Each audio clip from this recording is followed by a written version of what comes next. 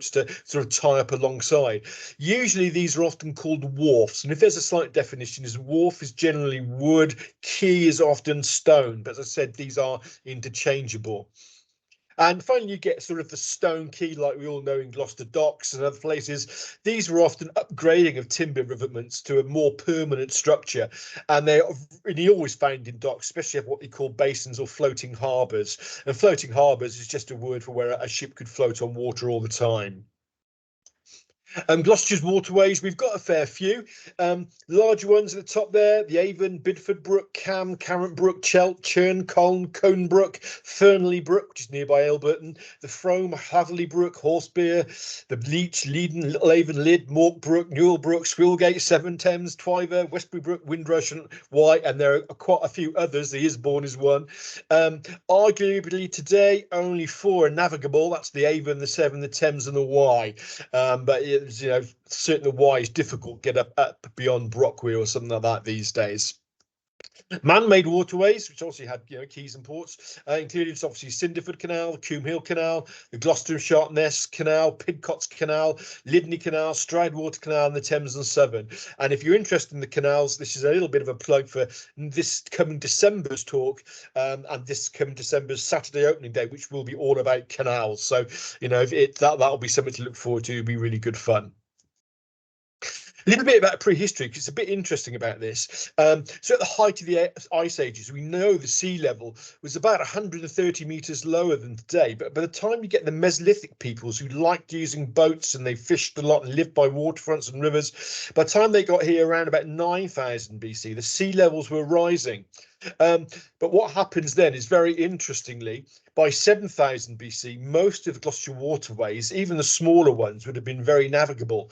Although as the land slowly rebounded upwards after the weight of the ice had gone, it's called isostasy, the sea levels effectively lowered once more, so that some of our rivers actually shallowed and their higher reaches became inaccessible. And that does come into play a little bit as time goes on. I just going a little bit about the early Mesolithic boats that people would have been using at this time. Usually 2 types of boats, they're called skin boats and plank boats. The skin boats, just coracles and the Irish curras. These were wooden frames over which animal hides or skins were stretched and waterproofed. Very light, capable craft, navigating very shallow rivers. I've been on a curragh in the sea, and it's fantastically light, really amazing craft. Plank boats, slightly different. These are actually made of oak plants with beveled edges. These were sewn or stitched together using yew withes and had an integral system of cleats and timbers to actually provide rigidity to the hull. And they sound crazy, but they're really substantial craft. Larger than skin boats, they could be up to 14 meters long, which is huge, and over 2 meters wide. And we know they were quite strong seaworthy vessels, could carry large loads. Now, I mention these partly because there's fragments of a plank boat has been found at Goldcliff on the Gwent levels, which strongly suggest that they were in use on the Severn estuary. Obviously, there's a chance of finding some of the remains of these in the mud and everything, not much chance of finding the remains of curras or the coracles. But coracles are used in the Severn and Wye until quite recently in a commercial sense. And this is a lovely picture from the Fred Robotham collection on Coley.net. And if you've not come across Coley.net, please do look at it. It's a vast photo resource from lots of different collections.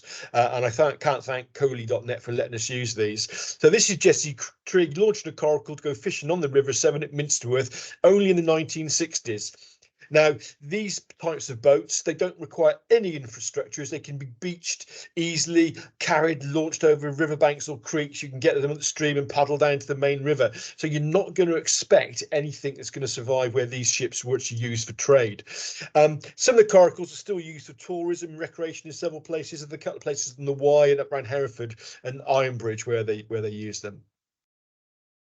So a quick look at the Roman time. As you expect with the rest of the empire, Romans had several places in the county where ships and boats could land to load or unload cargoes. Archaeological work has found evidence for maritime places at Gloucester, Blakeney, Wollaston, and very possibly Lydney, Frampton and Severn, and Newnham. There's reasons why we don't know for sure about that. But further afield, sea mills on the Bristol Avon, Monmouth and Carley, and all had waterfront structures. So we know there's a lot of shipping moving around this area in the Roman period.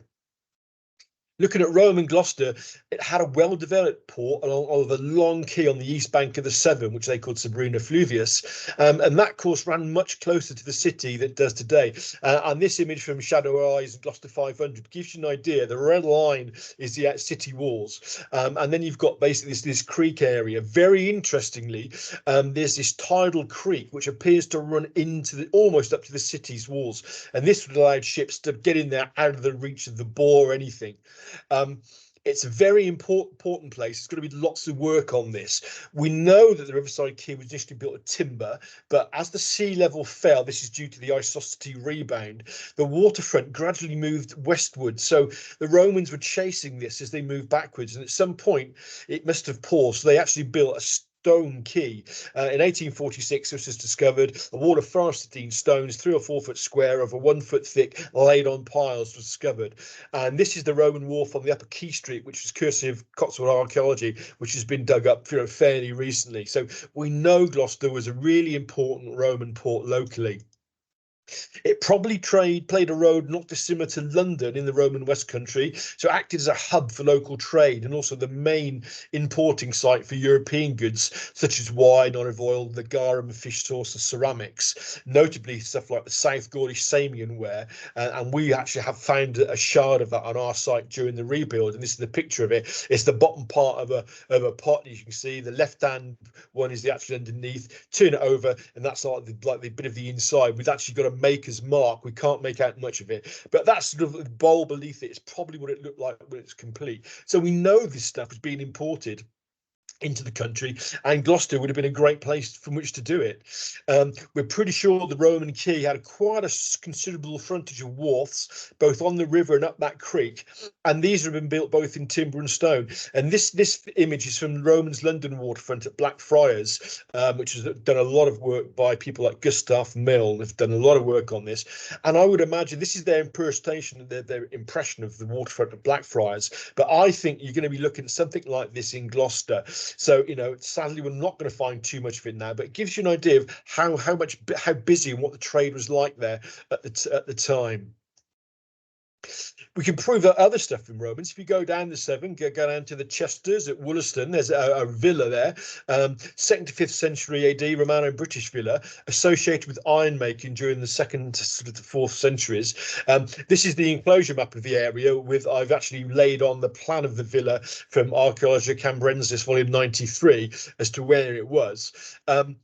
It's likely that we know that iron was being shipped out from this site, which lay on the inlet, which you can see just winding in there. It's called Lay Pill, and it's we highly suspect some sort of wharf or quay existed there.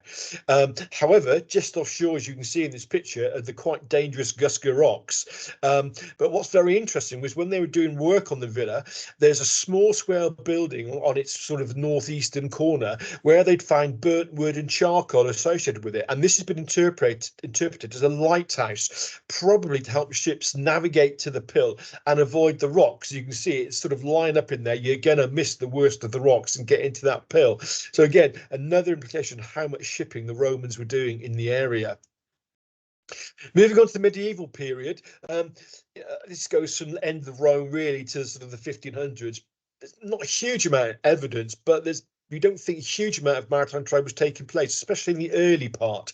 We know there are Viking incursions up to from the 700s AD onwards. Some local place names like Sharpness and Nass suggest Norse origins. And we know it's for example, 877 AD, the Viking army overwintered in Gloucester, having come up the Severn, a lot of them on boats. So what are seagoing boats looking like? Well, this is what they look like at this time. They're mainly Scandinavian Norse type long ships called Nars. They could be about 20 meters long. But as time passed, you got to what they called these cogs, and these are much better craft, much bigger. What's important with both of them is they were flat bottom craft that could take the ground really easily. So they didn't have to worry about them resting on a keel and tipping over. They could sit flat. And the cog here was a great advance because it had twice the draft and therefore much larger cargo carrying capacity at this time. Well, a notable event in the Severn Estuary took place in 1171 when Henry II launched his invasion of Ireland. Now, interestingly, although the bulk of his army invasion fleet sailed to Milford, Henry actually started the expedition from Newham-on-Severn. So he must have witnessed numerous large craft in the Severn, probably like that cog there. So he wouldn't have gone down in a rowing boat. He'd have wanted something nice and posh and large and big to go down. So it'd be, we would have had some of these craft up as high as Newham without a doubt.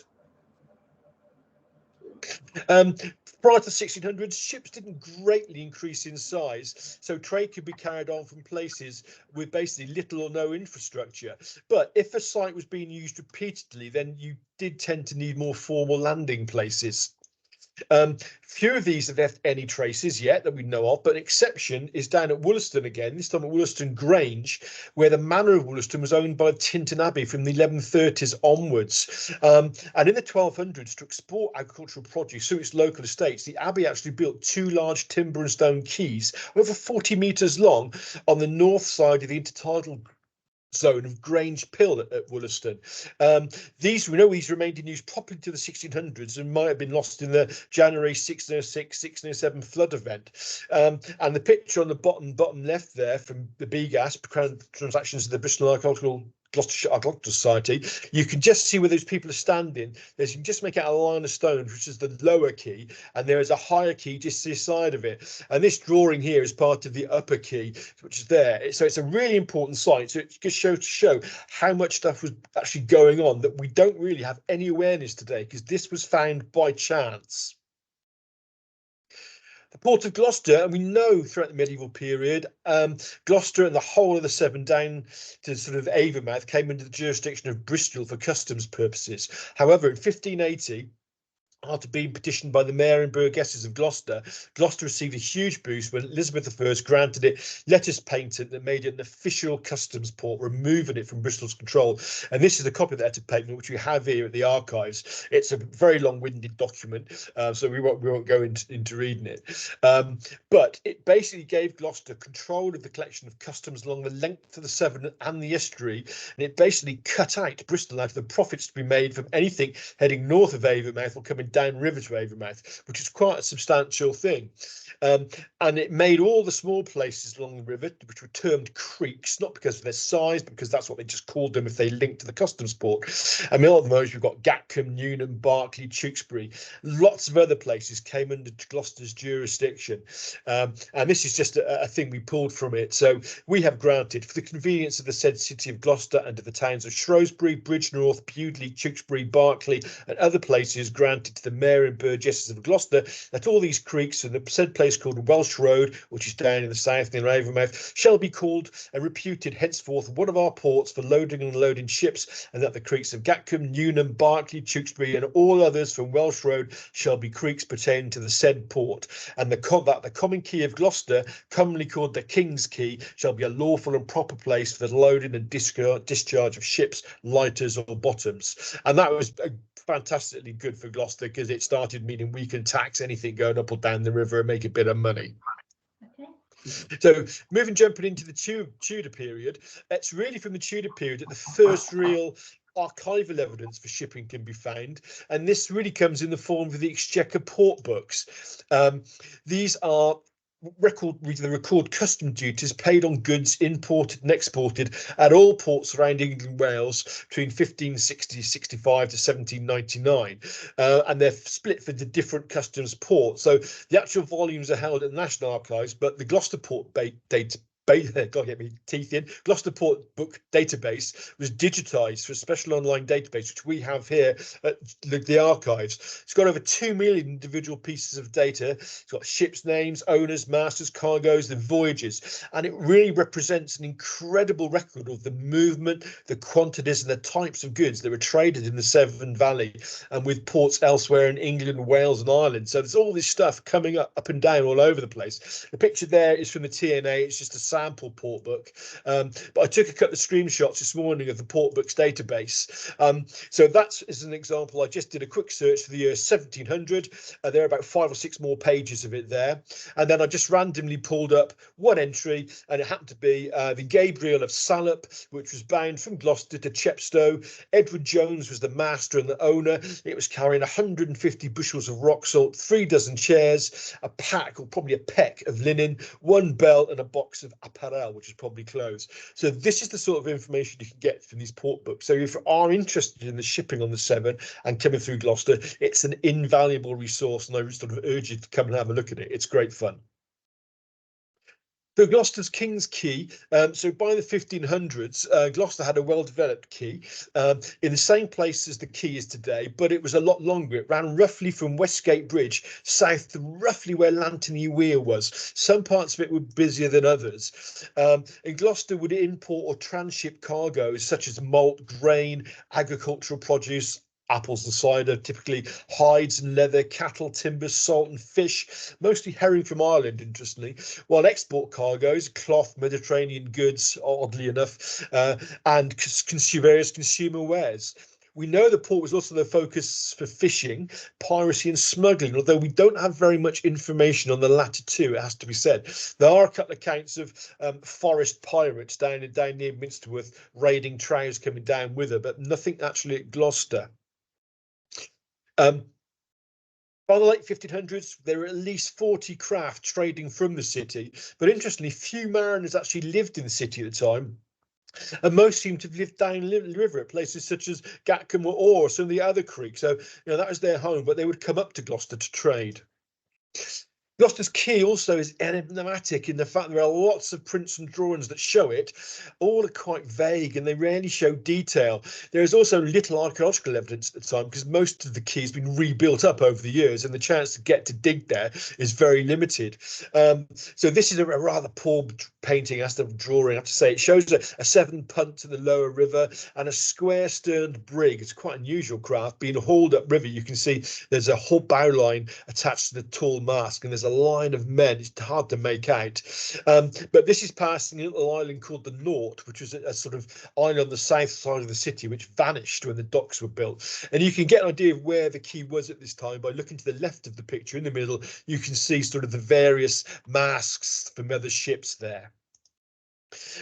This is a much nicer, bit better photograph, which comes from 1793, and it again gives you a general view looking up sort of past the quay. I mean, note on the boat on the right hand side there's a big cargo of hay. There's also an early wheelbarrow that the 2 gents are sat on. The tree trunk has probably been used as a mooring post of some sort, although why anybody would want to put a great big anchor there is not known. And also interesting, there's 2 barges there, one of which has obviously got a cabin with a fire on because there's some smoke coming out of it. It'd be nice to find some more information on that, but we don't know, sadly.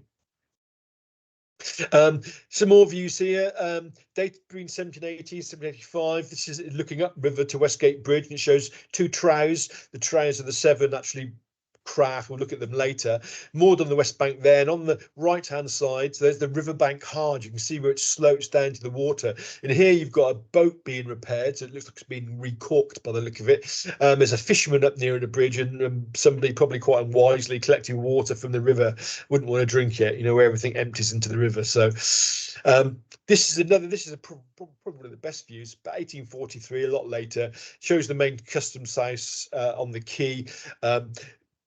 Above it, there's ships above and below this bridge. This bridge is rather funny. It's not very substantial, so presumably it moved, but I didn't know any records about it. But again, you can see sort of the hard by the customs house there with the pillars, and then this side of it, you can see what appears to be a stone-built quay with a very faint crane on it. Obviously, there's somebody rowing a boat there in the middle. And again, this one dated 1850, looking the other way after the docks had been built. So this shows basically the new docks with the Severn lock there, the tramway on the right hand side. This is something much more reminiscent of what we see today. But you only got to look at the wealth of masts in the harbour there to realise how busy the place was.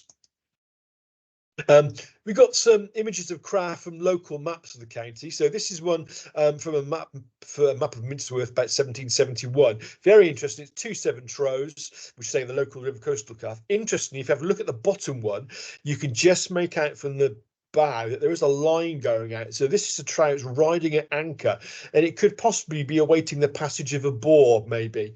The boars were not huge problems to the sailors. They knew when they were coming. They would usually take advantage of them there, and they could get, upstream quite quickly after a boar had passed, just to be carried on. And they didn't do too much damage, although they would have to be careful if they got caught in mid-river, which is the worst option for them. And again, this map comes from the map of Thornbury. Some various craft. The map's 1716, and the top right picture looks like a cog, but it must be because they had this big thick mast, but there were no cogs around at that time, so it's probably a trow. And then you have a sort of a brig, which is a two-masted full-rig ship down the bottom there, and then you have a sort of galleon-style ship at anchor, presumably. What I do like about the brig is all the masts and the flags and the sailors are pointing in the right direction. So whoever drew this had a vague idea of what these ships looked like and what happened when the wind blew. So Gloucestershire Canal, 1793, a pack of millers, industrialists, merchants and various other influential citizens of Gloucester obtained an act of parliament to construct a ship canal from Gloucester to Berkeley to bypass the difficult and dangerous tidal river below Gloucester. Primarily it was to try and boost and increase trade. It eventually opened in 1827 and at 86 foot 6 inches wide, 18 foot deep. It could accommodate quite large crafts, 600 tons, very big at the time, with maximum dimensions of 190 foot long, 29 foot wide. And for a time, it was the biggest canal in England. And the part it's trying to get by, it's trying to get past the river from Sharpness, round the Great Horseshoe at Arningham and past Rodley, because they're the most difficult bits. Above that, the river's not too bad, but the lower parts in that section is where you've got difficult and dangerous sandbanks shifting all the time. So it was quite hard to navigate. But you can see the canals marked on the bottom there. It did go through lots of issues at the start. Originally, it was going to go to Berkeley, but it didn't. They stopped that and took it to Sharpness instead, which we'll look at in a moment.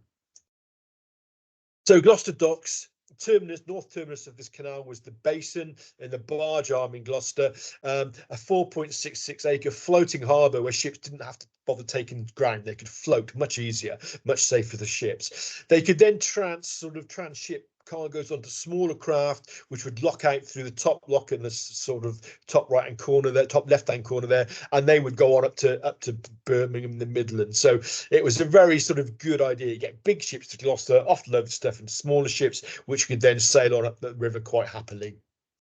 And during the following years, large warehouses were built around the docks. There's a couple of graven docks, dry docks there you can see. 1849, they added the Victoria dock, gave an extra 1.58 acres. So this was when the docks really started to thrive. As time passed, cargo handling facilities extended southwards out from the main dock basin and along the canal. And this is a great map from the waterways, basically. So we've got Baker's Quay, one of the first ones we built. This is the grey area one because there's a fair bit of slave money built in this, despite the late date. Also, you got Lantiny Quay, which was opposite, built in the early 1850s, primarily by the Gloucester and Dean Forest Railway Company to export Forest to Dean coal. And Forest to Dean coal was as a vital cargo, which we'll see later, actually occupies most of Gloucestershire's ports at one time or another. You then had a maze of timber yards created along the east bank of the Nile. They actually had their own floating timber float pond was dug as well. And of course, lots of these yards are still here. Nix of Gloucester is the main one. And then later on, you had Monk Meadow Dock and Quay was built, again, just to provide additional quay space for the timber yards, because Gloucester settled into a very good trade with Baltic timber, which survived, but still goes on today in many ways. Here's got some great photos. Cargoes that pass through the docks, sugar, salt, flour, grain, timber, seed, metals, ores, Welsh slates even, coal, Forest of Dean coal and northern coal, wine, spirits, Irish porter and potatoes. So this is one of them. Again, I can't use these pictures enough. They are wonderful pictures to give you an idea of just how busy these docks were. I like the picture at the bottom left. Notice all the sort of what we would call the canal barges, but these are river barges that actually would ply up and down the Severn to Gloucester, offload cargoes onto ships, which would then sail onwards their journey down the Sharpness. So looking at Sharpness, this is at the southern end of the canal. This is from the tide map, and when the canal opened, there's a roughly 2.6 triangular basin with an entrance lock into the Severn. It's not a very good map, unfortunately, but you can just make up where you see where the canal. The reason there's an edge there is because that's where the map finishes. It basically separated the canal by a lock, and then the basin was separated from the canal by another lock, primarily because when the sea lock gate was open to allow ships in and out, this is about an hour or two of high water, if they didn't have the other lock, it would have badly affected the whole of the canal. So they had to build two sets of locks there for it. And this is a beautiful photograph. Again, shows ships drying their sails in the basin of Sharpness, and it's a really nice photograph. Very interesting. The boat, there's two boats on the right hand side. The one on the inner side is a very interesting craft. It looks like a modern cabin cruiser with a mast, but it isn't. I'd like to do some more work on that one. So the basin itself had mooring posts, windlasses and capstans. A windlass is a horizontal capstan. They both did the same thing, basically. And the only building on this thing was the harbour master's house, which you can see there. Today it's the HQ of the Severn Area Rescue Association, and the photograph bottom right, which shows the harbour master and his family, comes courtesy of Hugh Conway Jones's fantastic Gloucester Docks website. So if you're interested in the docks and the canal, www.gloucestershiredocks.me.uk. It's a phenomenal resource, and I can't recommend it highly enough. So the Sharpness New Basin, by the 1860s, the increasing size of ships made that earlier basin a little bit inadequate. So because of this, they decided to build a new floating harbour. Cost about £400,000, opened in 1874, so this is the 150th anniversary. Added an extra 17.5 acres of open water and had numerous advantages over the old dock, to be fair. Partly the entrance was via a large tidal basin, so they'd open the tidal basin up, ships could come in, they'd lock them in there, tidal basin would be full, then they'd open the gates to the canal and the basin so ships could come in and out. For that time, no real effective water levels in the canal, which is really important. The entrance was also below Sharpness Point, which gave incoming craft more room to manoeuvre and loiter in the estuary where they waited for the tide, which is something they still have to do today. And also the space around the new dock allowed lots of new warehouses to be built, so you can get more trade in there.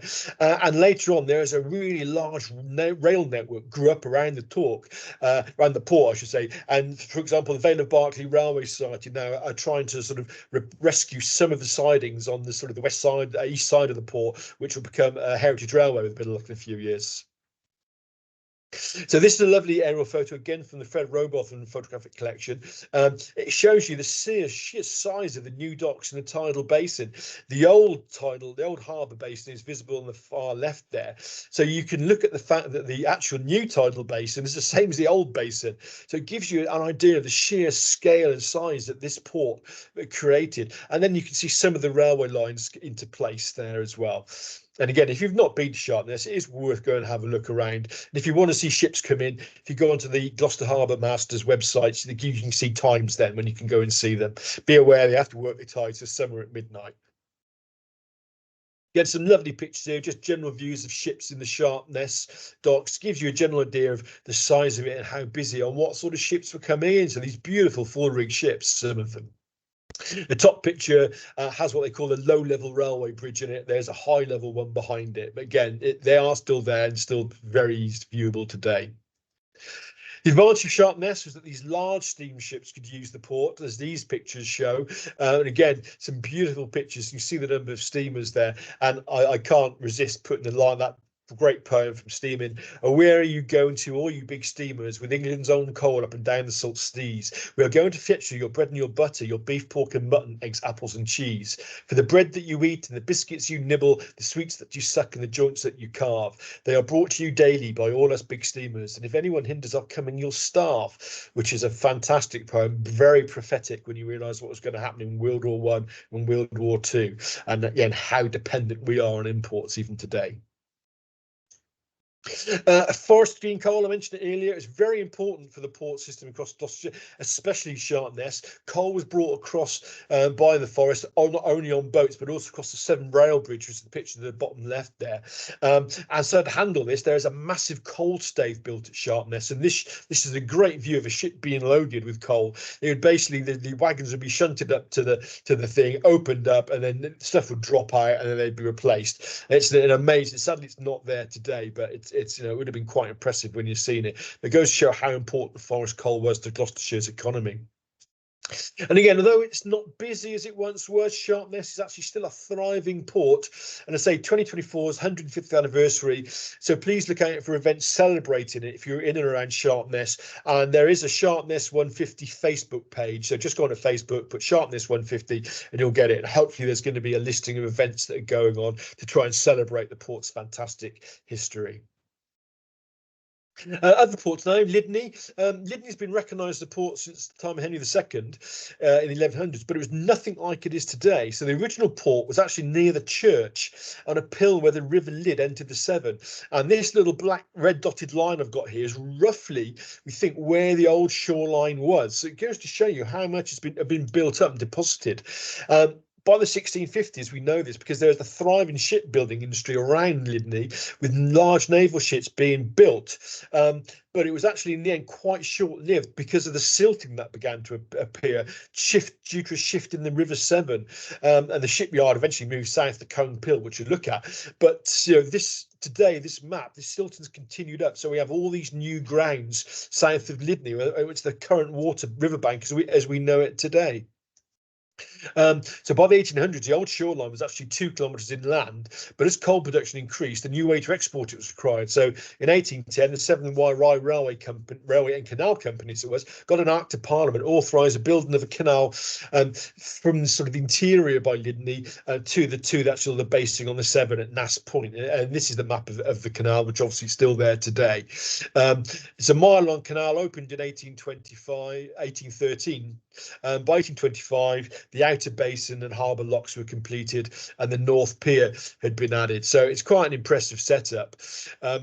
Coal loading stays were built at the northern end of the canal, allowing again Lydney to become a real thriving port for Forest Dean coal.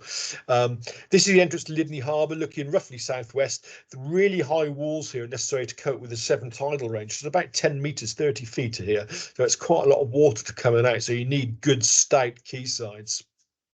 This is a couple of views of ships using this coal stays in the canal. My favourite picture says the bottom left one. It actually shows a wagon from Crump Meadow Colliery being unloaded into a puffer here. And at its height, Lydney exported over 265,000 tonnes of forest coal a year. So, it is a major economic boost to the county. Bullow Pill, about 2 miles south of Newnham on the forest bank. It was originally a tidal creek used for boat building. Don't know much about it, but in 1810 the Bullow Pill Tramway Company again began to develop it to allow stone and coal from the Forest of Dean to be shipped out. By 1826 the dock was complete, by this time been taken over by the Forest of Dean Railway, and it had a basin with a tidal lock, water storage ponds to maintain water levels behind it, a wharf for loading goods. There was cast iron mooring posts that ran up for about 3/4 of a mile southwards along the river, and lots of those are still in place. You can walk along that front. It's very interesting. By 1815, shipping about 1,000 tonnes of coal and stone daily, and it continued to be heavily used until the late 1890s when sort of shipments declined, sadly.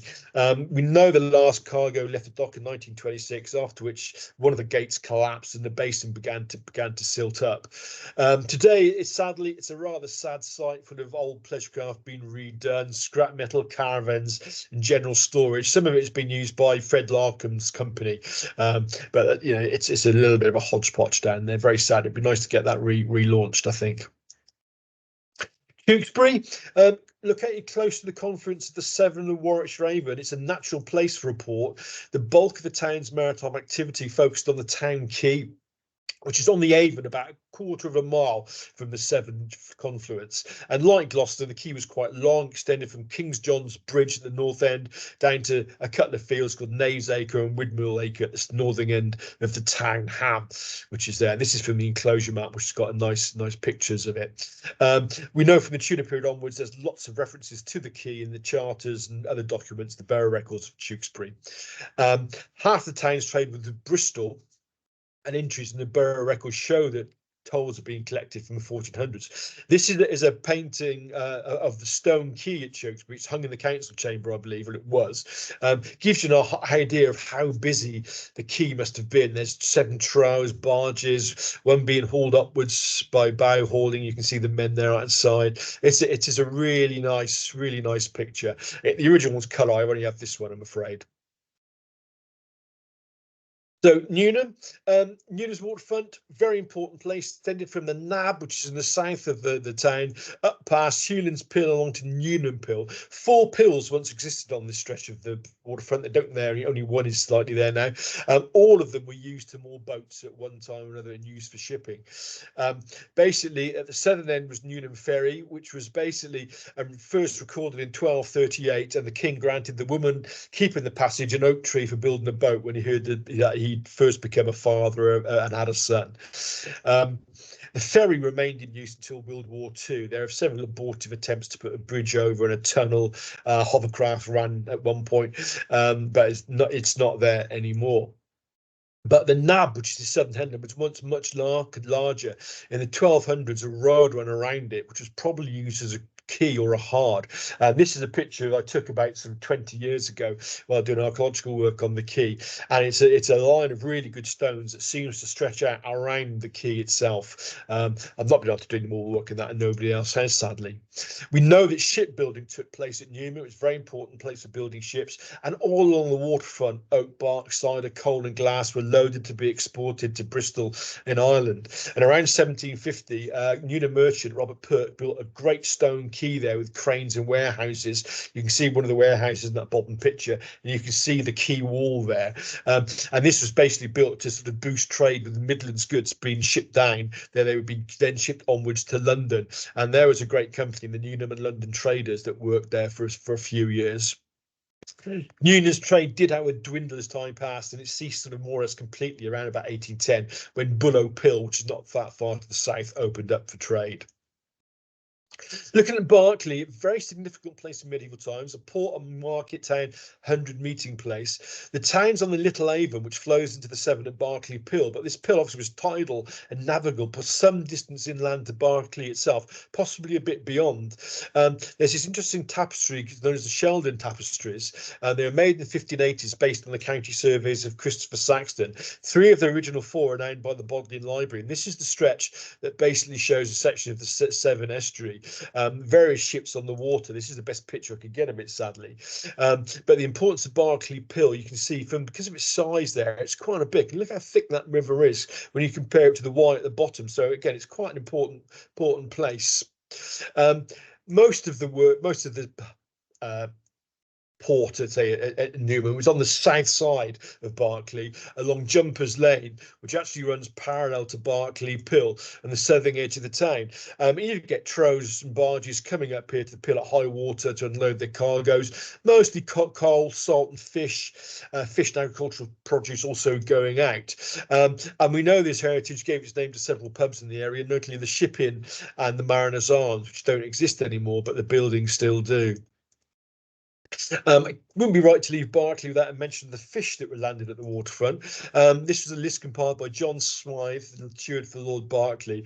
Trouble is, whenever I look at this list, I can't think of thinking of Unhygienics, the Fishmonger and Asterix, the Gall books. But there are 53 types of fish that are landed here all the time. I won't read them all out, but it's quite an important list. Most of them we know what they are, some of them we don't these days. So again, it's very interesting as to what there was. But again, we've got that list. There'll be exhibition of this one obviously coming up soon, so I'll read it there as well.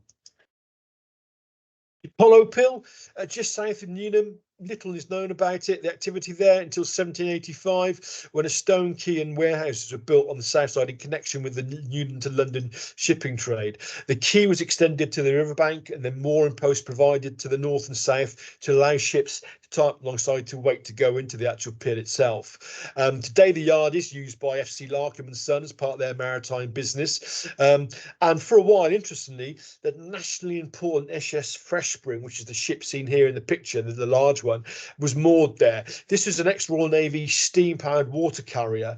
I had the pleasure of going on it once in Bristol docks when it was actually working. It's now safely berthed at Bideford, and it's part of a fundraising effort to try and get it sort of seaworthy again. It'd be great if they could, because it's a really important vessel. Brockrear on the River Wye, been a port 1600s, probably much longer. During the 1700s and 1800s, it was what they call a transshipment port. So boats would come down with material from the Wye, and they'd be unloaded and put into larger craft, usually trows, which would then carry on down the voyage to Bristol. It boasts a large steam quay, which can be seen behind this steamer here. Nothing is known of the quay's origins. It just sort of like almost magically appeared, really. Surviving records indicate that almost all the inhabitants of the village were watermen, and life was seemingly centered around skittles, alleys, beer houses, cockfighting, and the rumour was that it was a city of refuge for lots of lawless elements. Brockrear had a regular market boat service, like other parts of Gloucester, which ran to Bristol from the 1850s to Wildhall 1. And the picture of the boat here is the La Belle Marie, which ran that service from about 1900s through to about 1914. And she's got a fascinating little history as well, but that's just another story. Gatcombe, again on the forest side of the Severn, just really opposite sort of Sharpness. It was the main outlet for Forest Oak, for bound to Plymouth from Milford Haven for naval shipbuilding and Napoleonic wars, but it had been important since Tudor times, and allegedly it was once home to Sir Francis Drake, who lived in the Red House, which is the actually house there you can see on the right-hand side marked out in the red. It had a large stone quay, which you can see in this picture here below, and a large slipway. But in the 1850s, the Great Western Railway, South Wales Railway, was built across the riverside frontage, destroying everything apart from the quay, which quickly silted up. This is a picture I took in the 1990s of the quay with some stopnet boats behind, which are more in a minute. And although the railway built a couple of arches to let fishermen and boat owners access to the river, it wasn't very convenient, and trade soon quickly died out. And as I said, this is a fleet of stopnet boats worked out of Gatcombe, but sadly that died as well. And what are stopnet boats, I hear you ask? Well, these were a type of salmon fishing craft that worked the Severn and the Wye, plus a few other places. They're indigenous craft. Each sort of craft, its boat's location was different from the other ones, really. They would be moored fore and aft across the river, as you can see here.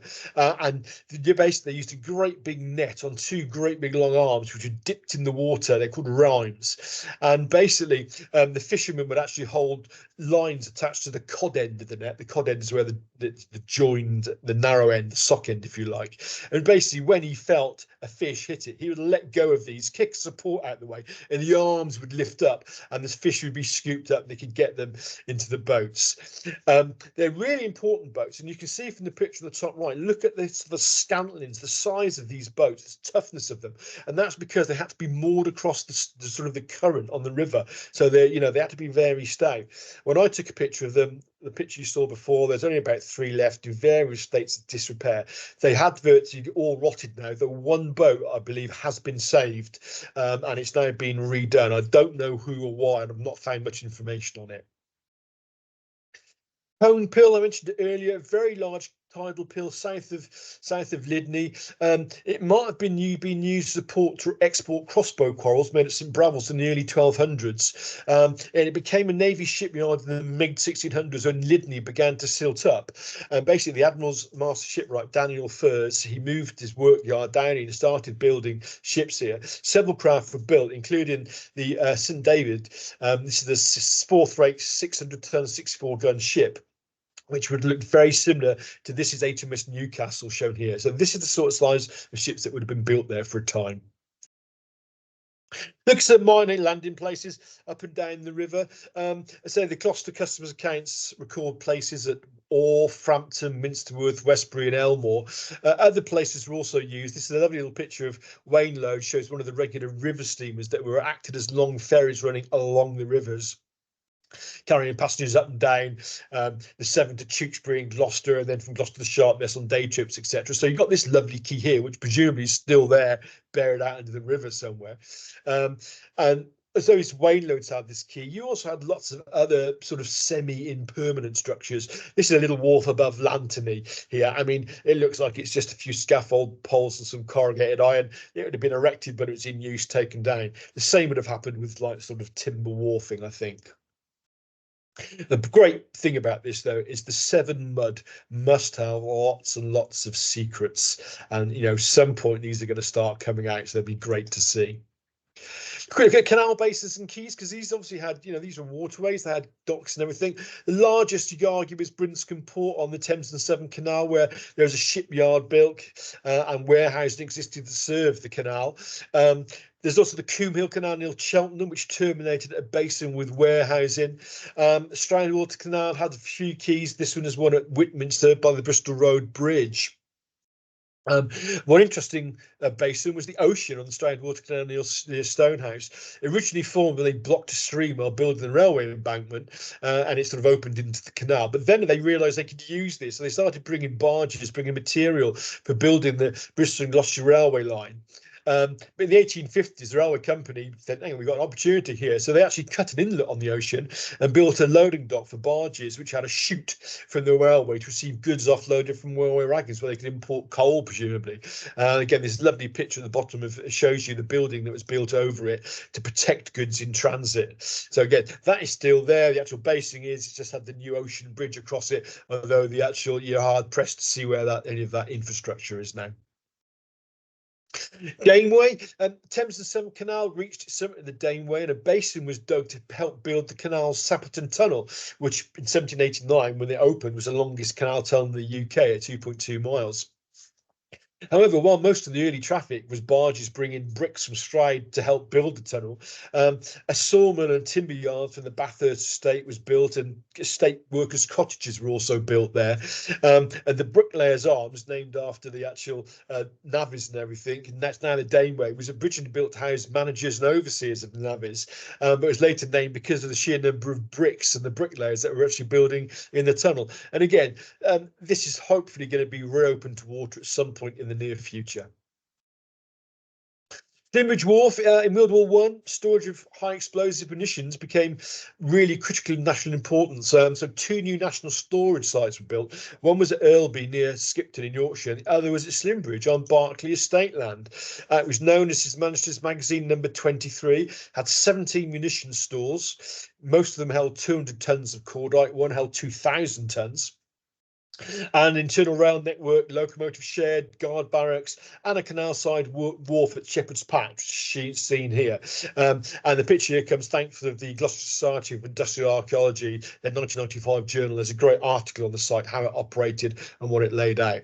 It's a very impressive site. And again, today, really, it's only I think the big magazine survives and the Shepherd's Patch wharf does. Post-war, the site was actually used to dispose of cordite by burning. Cordite, you can burn it quite easily. As long as it isn't contained, it doesn't go bang. So you can burn it quite happily. And they were doing this, and they were said when they were burning days, the skies would glow orange from all around Gloucestershire. You could see it. Interestingly, in 1924, when the site was handed back to the Berkeley estate, the Berkeley estate stipulated that any structures where a fox could take refuge in had to be removed, so the foxes were less able to escape the hunt, which is nasty at the start of it, isn't it? But anyway, Frampton on Severn, 1915, Cadbury brothers, who they loved using canals, and used a lot of them, acquired land under the DORA, the Defence of the Realm Act, to build a milk processing factory on the wharf at Frampton. Opened in April 1916, and milk from the Vale was brought into the factory where it was pasteurised. Then it was mixed up with cocoa beans and sugar, which had been brought up river on the canal in barges from Bristol. And this was used to make chocolate crumb. And this was then transported in narrowboats onwards via the River Severn and the Staffordshire and Worcestershire Canal to the Cambridge site at Bournemouth and Birmingham. And there's actually a whole fleet of barges that were used for this. And we've got drawings of them here at the archives. By 1917, as well as chocolate, the site was being used to make condensed milk and cheese for the military. And by 1918, it was actually supplying pasteurised milk for the city of Birmingham. It remained in operation until quite late, to 1982, before it closed. And again, it's quite nice going down there to look. It's a great day at walking on the canal anyway. Can't enjoy it enough. Monk Meadow Dock, I mentioned this in Gloucester. We mentioned it earlier as a used for the timber trade, but it became quite a specialist when the Shell Mex and BP Quedgeley tank farm was built there. It's built in World War II as part of the government pipeline storage system, the GPSS. It was known as the Gloucester AFD, the aviation fuel depot, and received fuel by road, rail, but mostly by tanker barge. 1959, it was transferred from the Air Ministry to the Ministry of Power, and then finally to Texaco in 1971. And they ran it until the early 1990s, when, after the end of the Cold War, all the GPSS depots on what they call the NS, the North-South Pipeline, were closed. But they wish they hadn't done that quite so soon. But then this is a lovely picture of one of the tankers, BP tankers, dressed overall for an occasion, from the Citizen newspaper. I'm not quite sure. We don't know what the occasion was. For all that talk about you need hard docks and everything, sometimes you don't. This is a lighter and loading again for the Federal collection. It's basically a Minsterworth off in stone to help protect the riverbank. You can just moor up on the side if you need to. And again, lovely picture of a Severn punt there. Again, just below, just above Lantony Bridge, I should say, just moored up on the side. You know, it's going to do nobody any harm. You could offload fish onto there, onto the side, and bring it up. And a quite nice little sequence from on the Stroudwater Canal. It basically has a barge coming down. It's being towed by a horse in the top picture. You can see the man at the helm look ahead of it, and you can see the horse on the track. It must be some sort of Sunday school outing or school outing, because he's eventually gone past, backed in there, and then everybody's offloaded, and they go up to go forward to cars. Again, it's a lovely photo there. And that brings us to the end of the talk. We'll have to queue some questions from the chat facility. Just a quick plug for our event on Saturday, 3rd of February, which is called Ship Shape. It's basically a special focus on ports, docks and quays of Gloucestershire. We've got talks on the history of Gloucester docks by Tony Condor and on the Gloucester and Sharpness Canal by Paul Barner. In addition, we're going to have display of documents. So some of the ones you've seen today will be on display here. We've got stands and representatives from Sharpness 150, Gloucester Waterways Museum, Berkeley Local History Society, Lightmore Publishing and Gloucestershire Transport History with a new never seen diorama, which would be fun. Again, as always, we've got free refreshments throughout the afternoon. Do you think you've got dockers or stevedores in your family? An load your cargo of family history questions, bad pun, but I like it, at the Gloucestershire Family History Society. He will be open from 10 a.m. Our main event starts at 1 p.m. and runs till 4. And finally, before I just sort of hand back to Gemma, our next Secrets Revealed talk will be the fairer sex, mothers, sisters, daughters, wives and other ladies of Gloucestershire, which is just a glimpse into some of the records relating to women that can be found in the archives. So if you're okay, Gem, I'll hand back to you now. Thank you so much, John. That was just wonderful, and I'm sure we were all intrigued by the level of detail and wonderful pictures that John put there. So thank you so much for that, John. We have a question from Emma. She says, a question about the port books, please. For what dates are these available, and does it also cover Tewkesbury? Some of her family were coal merchants, and the River Avon at Tewkesbury is, I think, where they were based in the 1800s. And she also then added in, as said, P.S. Some were watermen, so would love to know how I can find out more.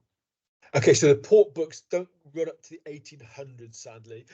They're off the top of my head, 1565 to about 1740-ish, I think.